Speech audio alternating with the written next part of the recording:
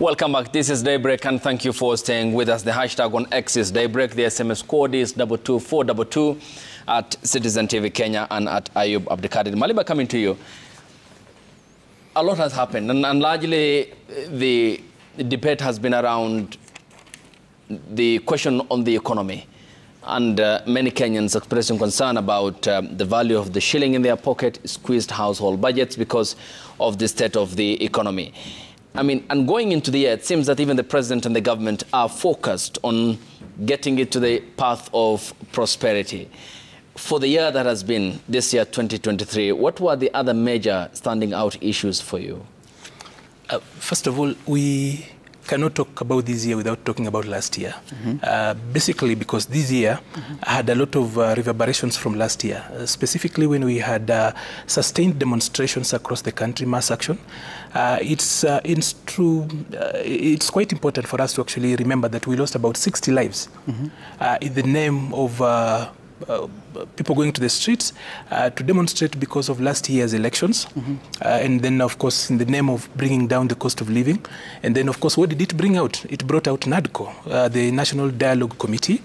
I agree with the report. It's quite practical, not boisterous and not something that is difficult to achieve. But I have a few things that I will speak. When I speak, because this is primarily something that speaks to the voices and the perceptions of young people. I will speak from an experience perspective. First of all, you realize that even during the submissions, I didn't see proper formations of young people going in, even though it's young people who formed the bulk of the people that were shot in the streets. Looking at the report, that report is not worth the 60 lives. It's not. 3, 4, 5 of us would actually have sat down, taken tea for a week and done it without the 60 lives we lost, without the billions of money that went down the drain in businesses that were actually destroyed, interrupted and such. So it speaks to something that has been systemic, Ayub, and it's important that we speak about it, especially for those of us who have wiled through the process and lived through that particular space. First of all,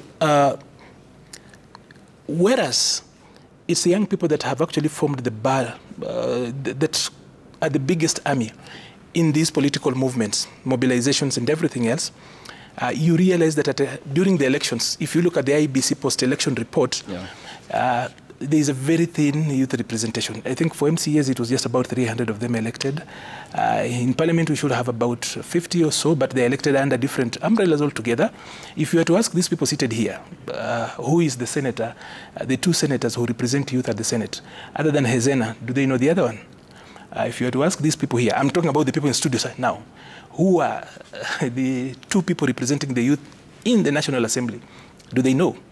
If you were to ask those who live in Nairobi like myself, if you are young, do you know the people in the county assembly who speak for you? They don't. There has been a systemic way of eroding the youth agency. And I will take you a little bit back. Number one, we came up with the Duale Bill, where we stopped university students from electing their leaders directly. Of course, there was arguments to that.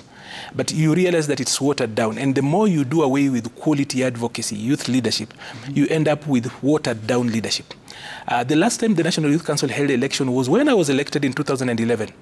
It's been about 11 years since we held the last elections. I served a term, I got a renewal, we left. It's been over 7 years since we left. You will see the CS, for example, launching Youth Connect, but he has got a youth council that does not have a board. He has got a youth council that is not following the law as established. One of those appeals I really want to do, I know the president is working so hard for young people. Of the 48 trips he's done, largely it's about labor exports. The people who really need jobs are young people. That at the need of the hour at the moment is that can we deal with the people who are already in the market and they want to go out. But at home, on governance, we have got a challenge. That we are big on everything else, but we have thinned the agency of young people to make decisions for themselves. It's not so honest that even prefects in this country, children in primary school, can elect their prefects. But you take away the power of university-going students to elect their leader, and you go to the National Youth Council, and adults people who are defined under Article 55 and Article 260 as 18 and above, the Constitution allows them to vote in any other leader, that those people should not vote for their leaders directly. So for 7 years, Ayub, would you ask, have you ever seen a country where you postpone elections because there's no money, for example? Why has it become so difficult to empower the youth? We had the Jamhuri Day, for example. And this is just speaking to the reality. It was themed towards youth, right? They spoke it, the focus was youth, creative economy and sports. The people in those sectors, the cogs that drive both those sectors are youth. You know the former UK Prime Minister, I think Benjamin Disraeli, who said that almost everything great that has ever been done was done by the youth. So we are at a place where you saw Jamhuri. I watched your news. There was no presence of young people there. Even the CS youth, you didn't see anything that was youthful. The only thing I saw, a branding, was for Youth Connect. Nothing from the National Youth Council, nothing from the youth of this country. Of course, we rewarded a few of the young people. But I'm actually saying that when it comes to youth, let us stop tokenism and flowerism, where you pick one person, put them here. Let them give them the agency they need. Allow them the spaces they need to act. We are destroying future generations just to make a few people feel comfortable in the office. You cannot have a youth ministry, for example, and all it's known for is Talanda Hela. Nothing so much. So I'm just saying that on governance, programmatically, we are doing well. We are attempting. But at governance level, we are going to hurt the future leadership if we continue ensuring that we take away the agency of young people to choose their own leaders. Thank you. Yes, Ayode. To me, I agree with what my friend Arnold has said. The presence of youth in this country is actually disregarded at most of the times. You realize that when it involves things that where we are supposed to place youth, we are picking some old folks there, then we say that this youth ministry, maybe the proposal by the BBI to have a youth commission would have worked, I'm assuming so, but again, based on what you've seen currently, the people who told those officers probably would not be youth, as you've seen. You realize that when we have a place whereby we need to put youth, like 10 of them, you realize that we'll give youth 2. Then 8, the rest are not youth. And then we will be told that youth are not experienced enough to hold these offices. And this problem starts from the election. On those ballot papers, we shall have youth vying. But we'll end up voting for these people already old because they have money. They'll come and give us handouts. And ourselves, youth, cannot choose our own. We'll go and choose these people because they gave us some handouts and disregard you to saying that this one is still young, this one cannot do anything for us. So that's the major problem you're having. Okay. Bosibora, coming to you, what has been major for the year according to you and from your perspective? Ayub, a lot has happened from previous, like Arnold has said, when we're trying to look at what has happened this year, we have to go back in time. Like, I was saying that look at even pre-independence. The reason why people wanted self-rule is because their land had been taken away.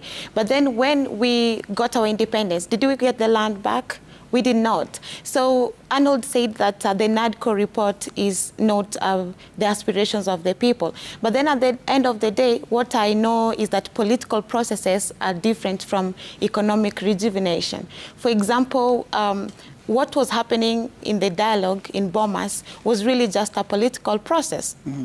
For example, we've seen that there's a problem within our political systems whereby we see the winner takes it all, they come into power, they only serve a particular segment of people, so some people feel like they're marginalized. So I think the dialogue that was happening in Bomas is a good thing, so that we can be able to form an all-inclusive governance that does not shy away from divergent views. And that, of course, is by bringing on board the opposition so that they can come and see what role they can play in governance.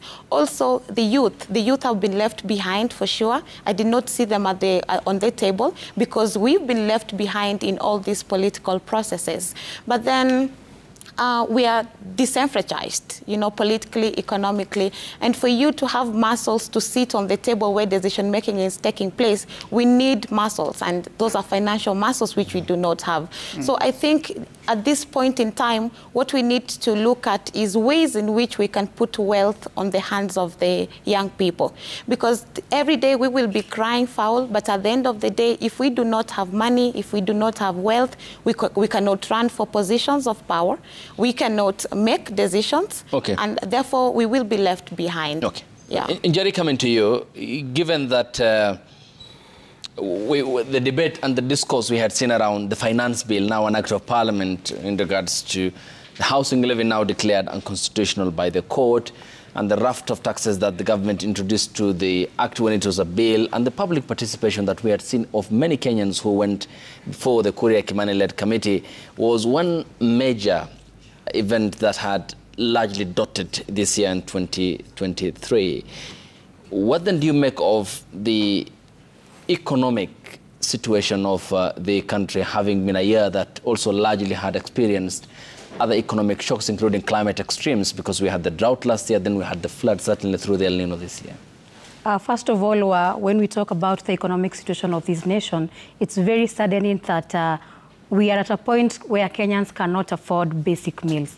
We are at a point where, despite Kenyans being in economic crisis, it's not the same for government operations, because the moment we talk of the expenditures that we are seeing going on, for instance, from the Office of the Executive, the amount, the budget that is being allocated and the budget being spent on the foreign trips, any other allowances that are going on, does not reflect the proper state of the nation economically. Because you don't want to tell me Kenyans are struggling with overtaxation, but we have a president who is handling the country. We have a president who is visiting Kenya to rule. And I keep on saying, the moment we have a president for a tourist, the economic crisis that we are facing as a nation will never be able to accommodate Kenyans properly.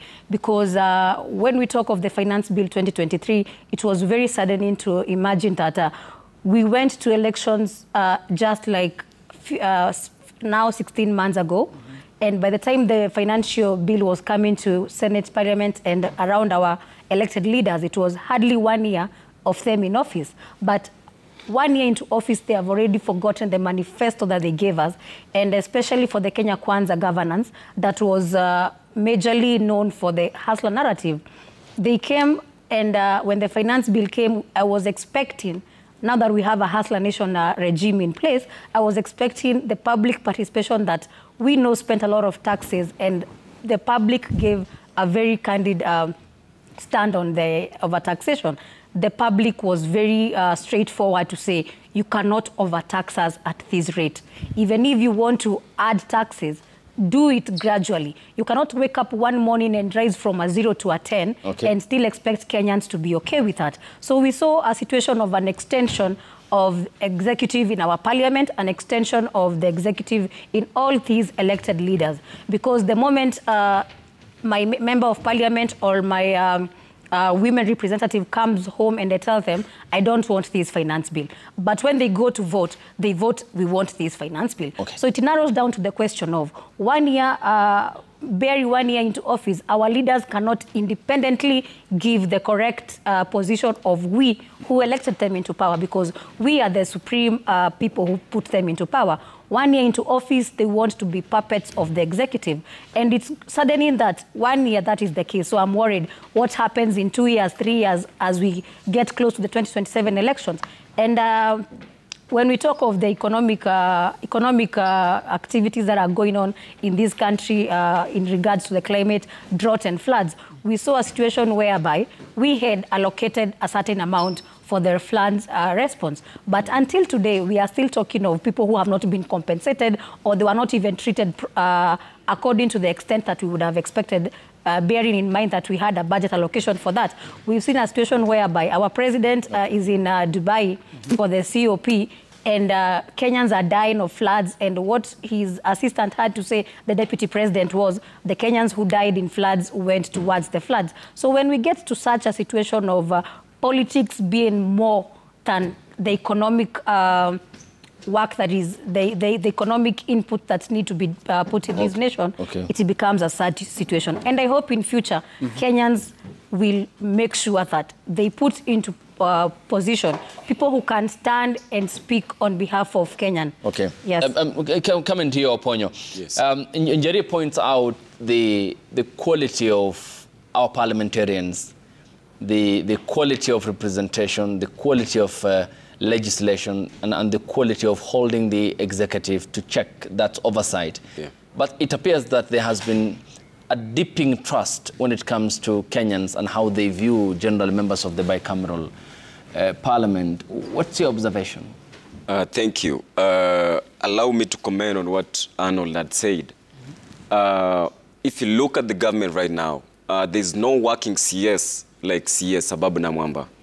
The Ministry of Sports has been dead. The Ministry of the Young People has been dead. I can't remember the last time we had a serious youth connect or even serious event for the young people in this country. In the past regime that just ended last year. So Caesar Babu Namwamba has been doing a lot. Yes, I agree. There is the National Youth Council that has never had an election.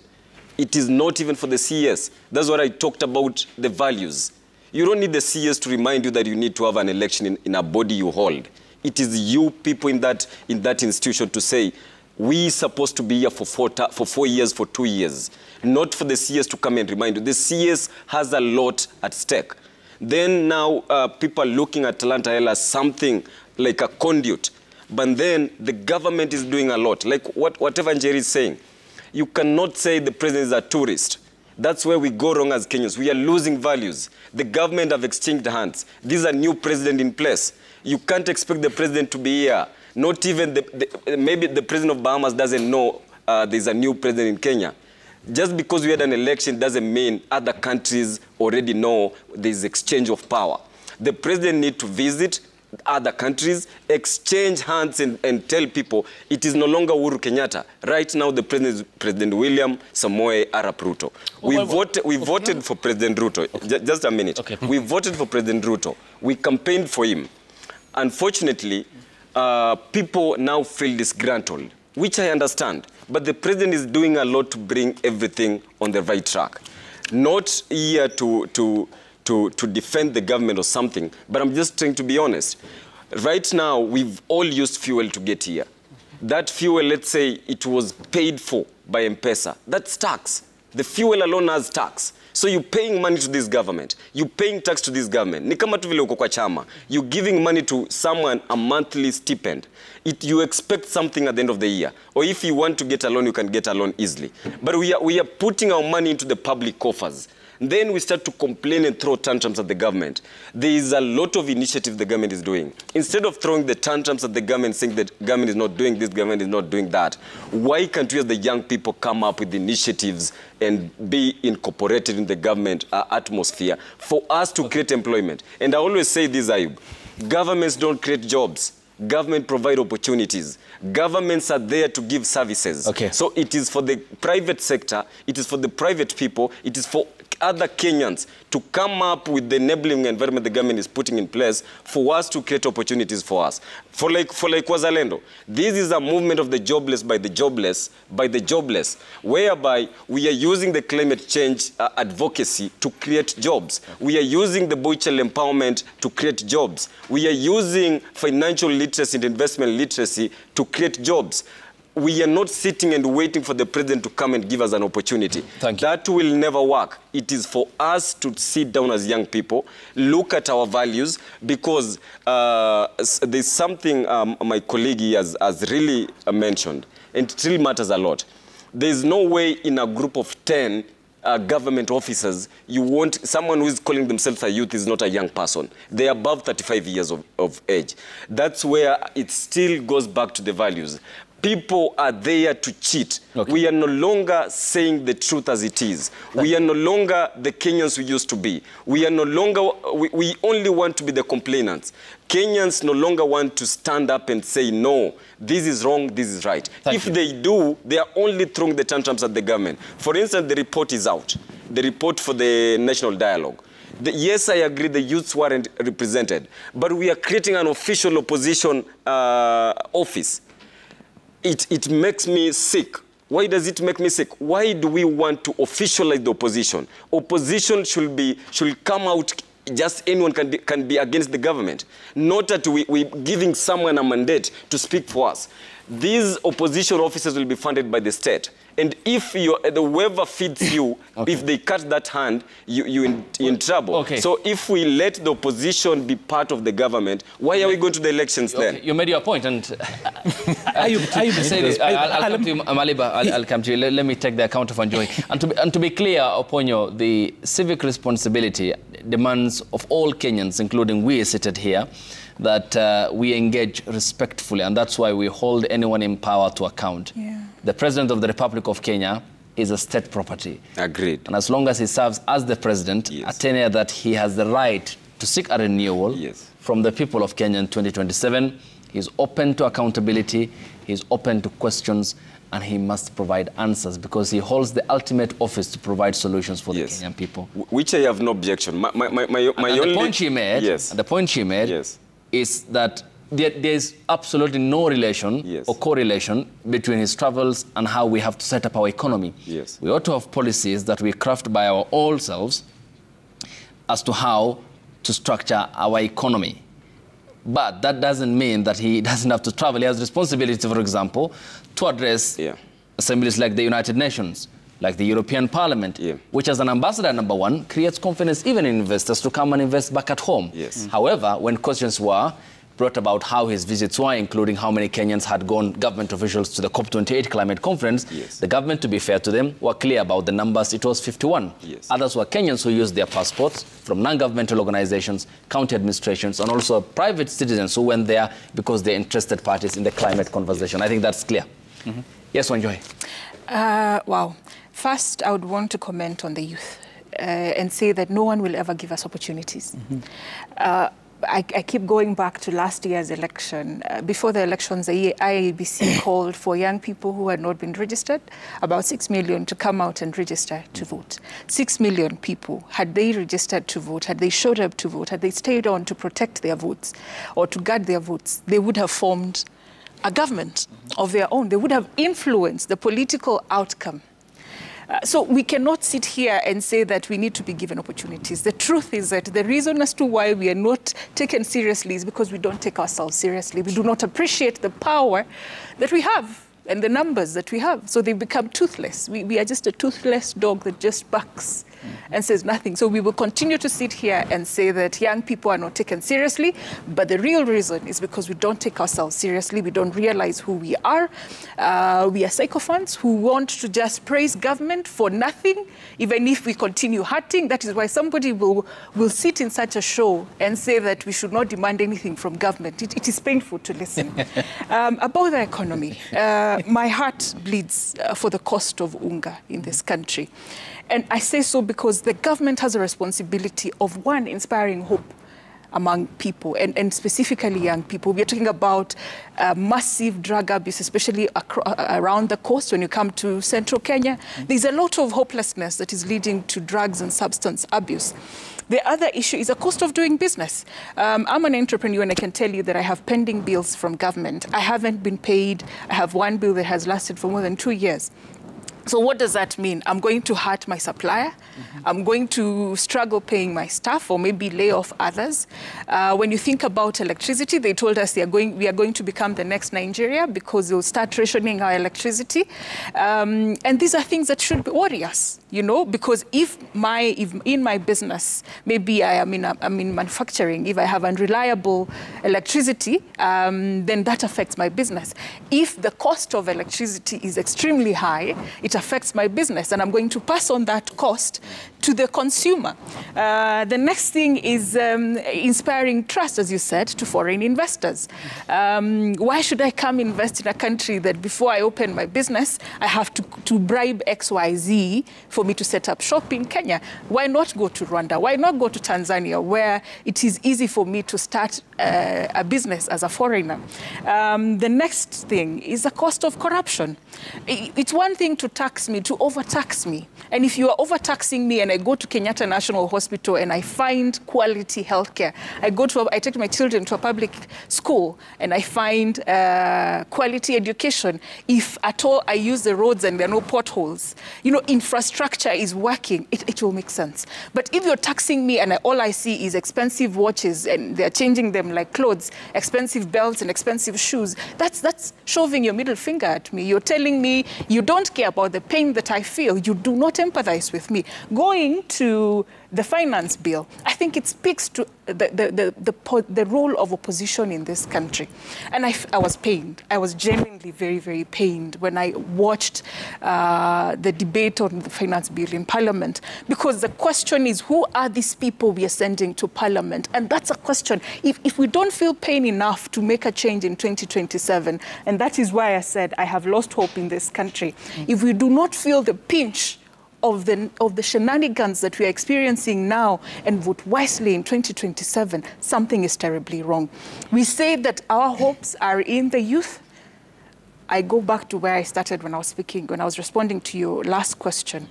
We have the power in our hands as young people, and unless we're willing to realize that, and drive the conversations on civic education and start talking to our parents who influence the voting patterns in the villages, I think we are doomed as a country. Yes, Maleba, you had I'll come to you. I just needed to correct a few things I saw upon you bringing up. First of all, for record, I'm slightly over the age of youth, but I'm here in the courtesy that I have served in youth spaces for most of my life. I work for young people, even where I work outside of this country. I've been on the National Youth Council. I've been Kenya's representative to the UN, youth representative to the UN. I have been the first chairperson TNA Youth League. So when I was invited here, it was around me giving my experience and understanding around that. First of all, for Aponyo, I need to remind him that it's Seneca. Of course, my people at home wouldn't think of me as a senior person, but once you go after 35, I love to consider myself as a junior elder. So it's Seneca who said that if it were not for the elders telling the youth what to do, there would be no state. First of all, I want to invite him to socialize with the National Youth Council Act of 2009. It is strictly within the PS reach. And for record, the PS is a friend, personally known to me. He was our PA, he was actually the CS. He was actually the minister when I was first elected and gazetted. He is the CS who actually commissioned. At that particular time, he was the youth minister. So it had nothing to do with attacking the person of the minister. It's always, but of what value will you be a panelist on a platform like is cross-cutting like this, and probably all that we do is regime bashing. That's not what we are doing. But as we point out other issues, and no one said the CS is not working. The CS is doing good things. I pointed out that when it comes to the agency of youth leadership, there is a problem, and I appeal directly to the president. Dear President William Ruto, allow the young people of Kenya, 13 million of them, to have a functional National Youth Council. Allow them to do an election. The last time we did an election, UNICEF funded the election. It was only 16 million shillings. And the young people volunteered to carry out elections. It is in the National Youth Council Act. If the PS and the CS, and by the National Youth Council Act, the National Youth Council is a statutory agency. So it's not for people sitting in the board to elect themselves. When your term comes to an end, you just exit.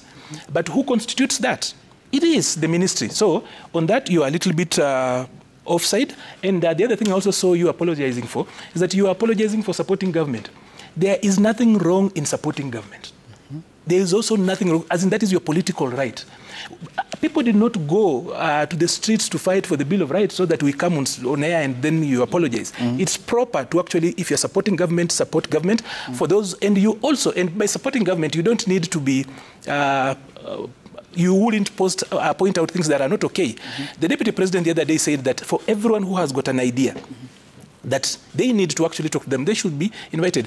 The reason why, even after the executive, nonetheless, then the president can assent to a law, and somebody goes to court, and a magistrate or a judge rules against it. It speaks to democracy. So, Aponyo, do not apologize for supporting government. By the way, if the government of the day when you are a young person does not perform, the likelihood that you might not make it in future is very high, because youth poverty extends to lifetime poverty. So it's important that the government of the day works. The Luo say, whether they Indikini or whether they Kitini, I don't know whether I got that right, is that whether you love that government or you don't, you must make them deliver or help them deliver, either in support or in oversight, so that they do not have a monopoly on ideas. It will be important that all of us, whether we are doing oversight, whether we are playing oppositionist politics or supporting government, it should be for the output, and the output should be on service delivery. Thank you. Bosibori, coming to you, the aspect about when we started the year, the opposition protests that were planned by Azimio, which ended up with the April address by the president on the formation of the bipartisan talks, which collapsed later. Then came the National Dialogue Committee, with a report now out, and the president supporting the outcome twice during a church service and also when he led the country for the Jamhuri Day celebrations on Tuesday this week. I mean, and much of what has been proposed, the areas of agreement, are constitutional. There were fundamental disagreements on, for example, the VAT on fuel to lessen from 16 to 8%, and also the question of the housing levy, which was declared unconstitutional by the High Court. Seems that, according to the policymakers in this country, we have a constitutional problem, and them addressing their political interests and not addressing the interests of the wananchi. Yes, we have a constitutionalism crisis in this country. We don't seem to kind of work hand in hand with our independent institutions, especially the judiciary and the legislature. So looks like the executive kind of want to kind of dictate what happens in all these independent institutions. But then at the end of the day, we have to realize that in Africa, that is how things work. You know, like most of the time, it's the executive that demands what needs to be done within the legislature. So then we see that our MPs, instead of being watchdogs, they have become lapdogs. They have to do what it entails. And you see even, look, the other day the MPs were actually kind of they were having a discussion in Parliament about CDF, and you see the court already said that CDF is unconstitutional. So then the executive knows how to kind of make sure that the MPs can pass whatever bills they have to pass, because then they can infringe on their rights to access to finances, especially the CDF money. But then, for example, if we left the CDF CDF really is about bursaries, and who are supposed to give bursaries is the government. And of course, the legislature should do their role of oversight, of making sure that the government works and that whatever is mandated is done for the people. But then if we give the MPs a budget to run, the government is also running their budget. So who is going to oversight the other? So our point is that most people in government want budgets to run different things. Okay. And this budget is what is going to cause us a lot of problems. Yeah. Njeri, do you agree with, for example, the formation of the official opposition leader's office and the entrenchment of the Prime Cabinet Secretary's position in law? First of all, in regards to that is what the NADCO Commission was supposed to give us. But I'm wondering, why are we discussing about the position of a Prime Cabinet Secretary when we already have one who is on salary, spending our revenue and our taxes? So are we telling the world that we have somebody in office illegally and we are okay with it, but for the sake of political scores, we need to officiate their office? I think the question that we should be having is the question of the office of opposition, because for the office of the Prime Cabinet Secretary, he's already there with a budget that is not a small budget. He has a very big budget allocation. He's already representing us in national and international platforms. So on an honest page, we don't have that in question. And if it is in question until right now, the EACC should move forward and tell us at what capacity is the current Prime Cabinet Secretary Musalia Mudavadi acting upon. Office of Opposition is a very important office in this nation, because the moment we don't have this office, we are telling opposition their only way of speaking about issues of this nation is the streets. But the moment they have an office, that means that their office from time to time will be in liaison with the office of, that is the government in power. And sometimes we find that some of these crises that happen between opposition and government is just lack of information sometimes and misinformation. So I think if we have offices, both of them, anybody who is coming into power comes with the knowledge of, despite me being the president, I have somebody mandated by the people of Kenya to be the opposition, because the moment we do elections and I become the second and you become number one, that means that I automatically become the opposition leader, because Kenyans were willing for me to be the president, but because my numbers did not amount to that, let me watch and put into accountability the person who is in office. And I think the only thing that we need to do is come up with policies, come up with structures that ensure that the office of opposition is not going to compress the powers of the president and the powers of those in government. In response to what my friend had talked about, I would want to make it very categorical that I don't have anything against the president of this nation. But the moment the controller of budget is telling me that the president between July and right now has spent 2.2 billion on foreign travels, it becomes a problem for me.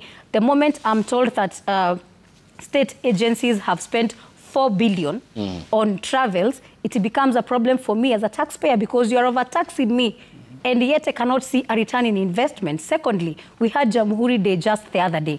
How many head of states did we have to celebrate a great milestone like the silver 60 years of independence? We had none. What does that tell us? We have a country where our president goes to every other event in the whole world in other nations. But when it comes to them coming over, there is a problem.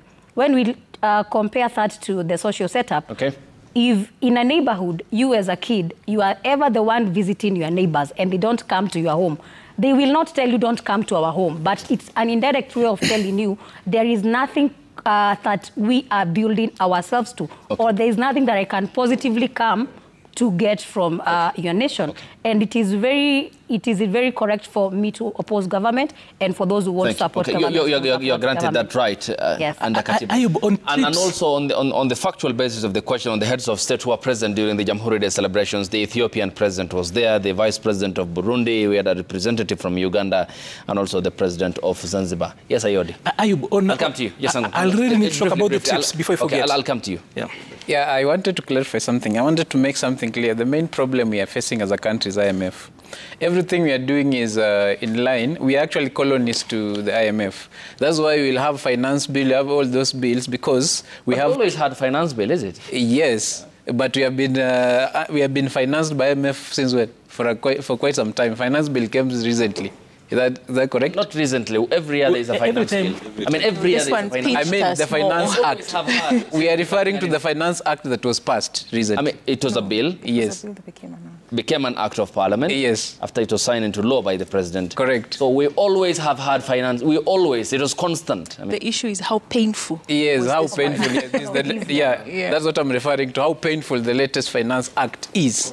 We are doing that because we are supposed to follow the demands of IMF so that they can actually give us more loans. In the last 1 year, from facts I found, we have been given 2 trillion. Personally, I have not seen a project the government is funding with that money. We have paid more taxes through the act we passed. We are still paying more, but I have not seen a big project like SGR or some roads across the country. So my question is, this pain we have as a country, we are not seeing the return on it. Why do we give taxes and we cannot see this project? It's likely that we are taking loans to maybe fund recurrent bills or something, or the money is going to people's pockets. It is saddening that we are still having, 60 years from independence, we are still having nationwide power outage. 60 years from independence, really. And then when a problem comes, we are told that those generators maybe at the JKA, they just wait when we have power outage, then they go off. We have roof leaking at an international airport, 60 years from independence. And then when we are told to fix that one, we form a committee to do that.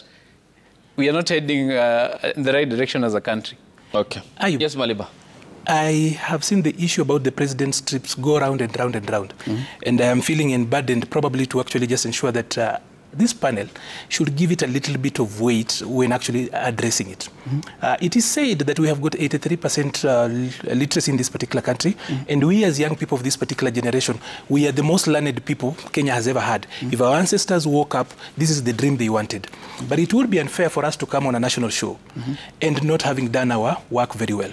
I always say that when you have got this particular opportunity, at least go back and do your homework. Of the 48 trips the president has done, if you do away with state visits where he's invited, where he's gone to our neighbors which is actually a practice that happens, you can actually go out and see. And I have done. I know that media does not have time to actually just go down and break down what he has done everywhere. First of all, there is the level of decision-making in a room. Diplomacy is difficult. And by the time the president leaves this country to go elsewhere, William Ruto is not a tourist. He doesn't love traveling. As in, he is burning out. He has got so much to work at home, but sometimes he is forced to be in Rome because if he is there at a presidential level, decision-making works out. If you do an influence budget, you will do that, or rather an influence analysis, you will do that. If I had, I know we don't have time, we only have got 10 minutes to go, but if I had time, I would actually demonstrate to you that out of it, we almost have got a promise of 1.5 million jobs. That in and of itself is important. If you were to look at it quantitatively, if we show up here and we only make qualitative statements, we fail the generation we speak for. And that is why I still insist that we need legitimacy for the people who speak for young people. All of us that are here today mostly can speak on young people or about young people, but not for, because legitimacy also comes in with accountability. He spoke about IMF. I need to correct that.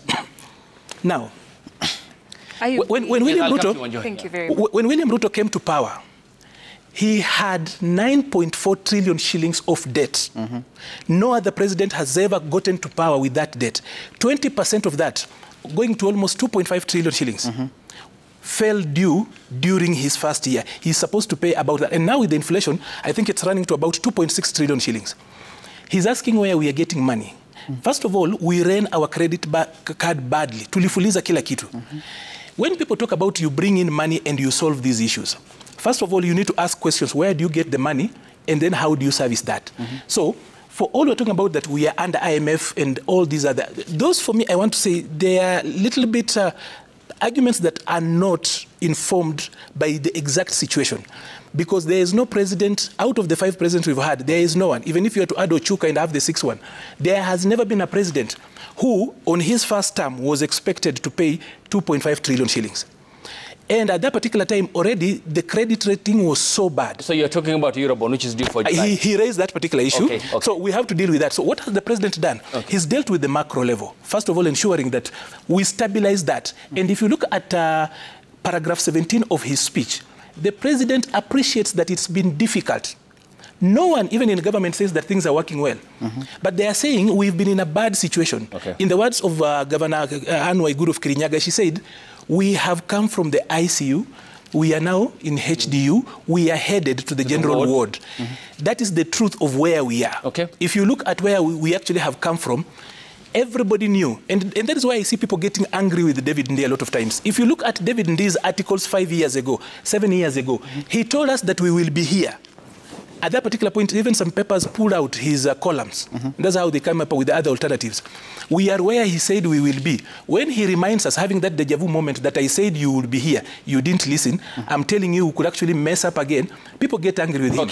So, yes, my point is that when we discuss about these issues, it will be important that we give it context and not just run with political cliches and sentimentalize it.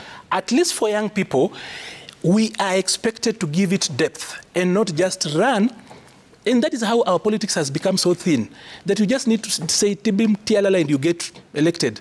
That you just need to slogania and you run away. Thank you. For people who are learned, like the people seated on this particular platform, we should have it a little bit a heavier debate. It's important that I respond.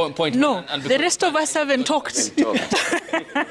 And Wanjoha, I'll come to you because context is very important. As Maleba, you had mentioned, there is also the aspect of borrowing. As at 30 September last year this year in 2023, our public debt stood at 10.59 trillion, comprising of 5.67 dues to external lenders and also 4.92 trillion to domestic lenders. The public debt stock recorded 23.9 0.7% growth from 8.56% reported as of 30 September when President William Ruto was just 16 days in office. So there's also the question of borrowing still. And the mess we talked about, to refinance, which is largely... The question is borrowing to do what? Exactly. And in the absence of that, you agree with how much have we paid? Thank you very much. In the failure of us doing Also tell us how much have we paid? Default the way Ethiopia has done. The question is, Arnold, then we all bear responsibility, and this is the question, that the current crop of leadership that we have in this country is, as is the case with the previous ones, are the consequence and are the cause of the mess that we are in politically and economically. Yep. They were still Please, let me respond. And I think it's very wrong for us to sit here and pretend that the president, who was then the deputy president, wasn't aware of what he was putting himself. No one has said he wasn't aware. Are we together? But you're using it as a justification that he's the first president. The buck stops. Excuse me, I didn't interrupt you when you were talking. Thank you very much. And you have to protect me from him. You are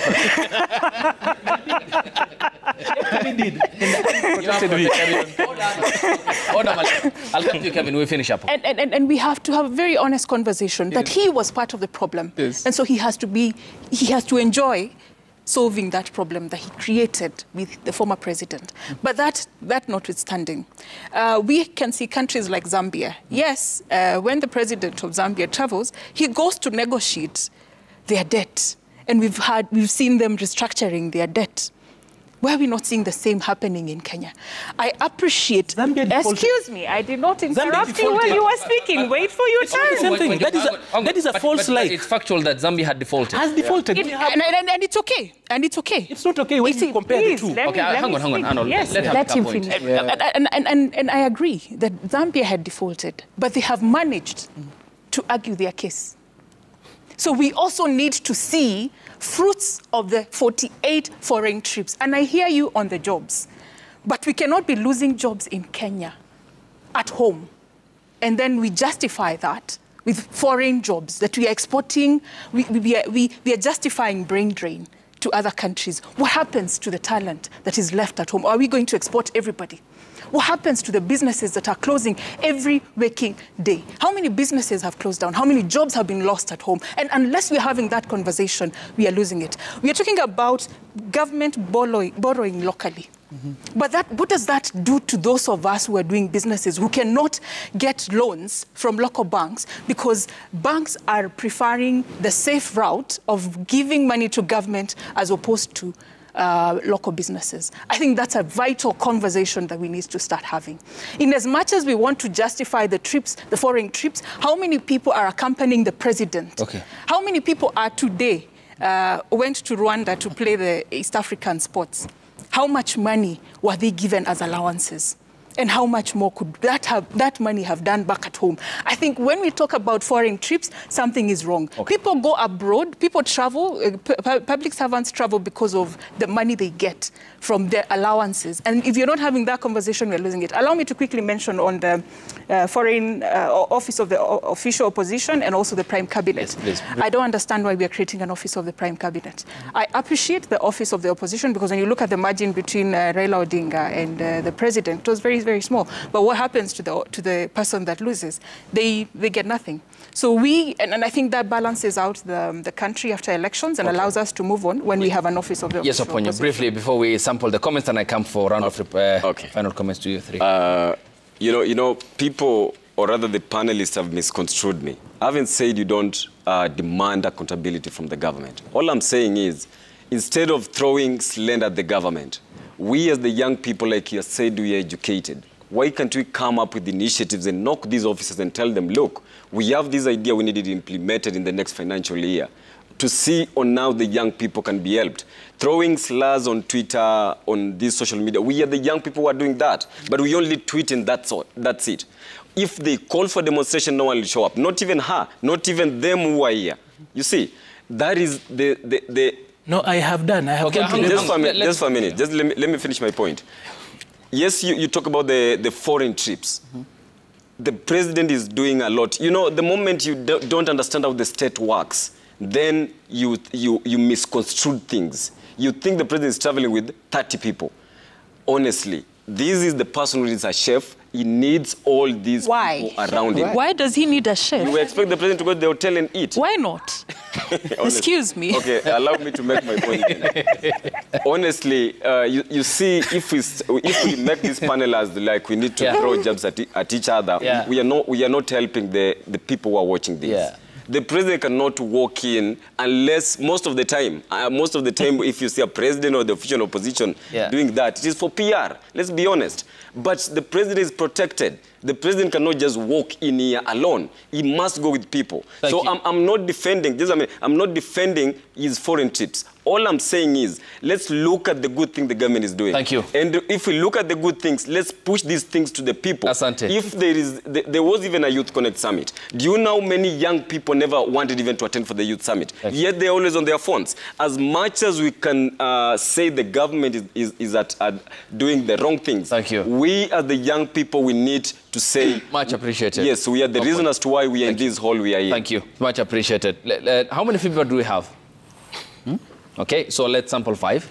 The best interest of time, because I understand there are many here. So what you are saying on X, that is Daybreak, the hashtag, and the SMS code is 22422 at Citizen TV Kenya and at Ayub Abdikadir. This one coming from Engineer Lazaro. He says youth should be reminded that the future of the nation is in their hands. They shouldn't allow themselves to be divided along tribal lines by partisan politics, is what he meant. Next is from Musoma JM. He says the problems of Kenya will end the day devolution will be affected fully because the executive is micromanaging Kenya with nepotism, tribalism, and technocracy. Parliament has failed us. MPs who should defend us have been reduced to a cheering squad. Engineer Lazaro again says youth should not allow themselves to be divided along tribal lines by partisan politics. The future of this nation belongs to them. They should do oversight without considering cheap politics. The fourth one from this unidentified viewer, youths should discover that solutions to their problems are not solely on politicians. Just venture into agriculture where other youths are not trying, and you will turn around fortunes. This will eventually change politics and policy. The final one from Babu Michelle K says this year has been very rough for almost every Kenyan who had lots of hope in the KK government, which is now literally terrorizing and caveats Kenyans in many aspects. An executive defending incompetent CS shows incompetence in government. Your time is all appreciated. Ladies and gentlemen, at the best interest of time, we have to leave it there. And interestingly so, this is the final show of the year 2023. Many thanks for accepting our calls to be here and giving us your viewpoints as to what you want changed in this country, the platform that always seeks to be the avenue between you, the Kenyan people, and those who are We need to give in you power. an opinion that this show is too short. Too short? Yes, Never next be long year, enough. even if some of us don't come back here, the show you give for young people on Friday, kindly enhance it so that they are able to express themselves. Agree. A panel of 6 people for these few hours, and you have to pay bills in between. Okay. Ayub, it's too short. So for the editors and the management, think about this. Help And young also, people to speak the more. aspect, to be fair to us, the aspect of time. But these guys have to be heard. They cannot be heard in parliament. Yeah, they can't be heard out there.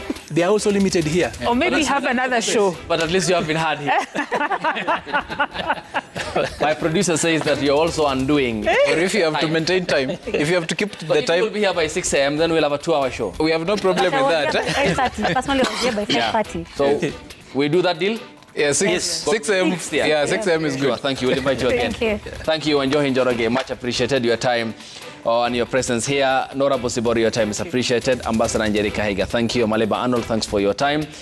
Kelvin Ayodi, thanks for your time. Oponyo, thanks for your time as well. The chairperson, Akolo Eugene, the chairperson of Wazalendo Movement, your time is all appreciated. Thank you. And thanks to you too, Kenyans, for being with us this year. This is the avenue that links you and those who you are called mandate, those who are in government, because you are the sovereign wielders of power as established under Article 1 of the Constitution. We thank you for your feedback on our social media platforms, on X, formerly Twitter, on Instagram, on the SMS code, on Facebook, because we are here for you. We'll see you by the grace of God on the 8th of January next year, here on Daybreak. Till then, have a lovely holiday period. Take care, have lovely festivities, and Happy New Year. Thanks for watching. Good morning.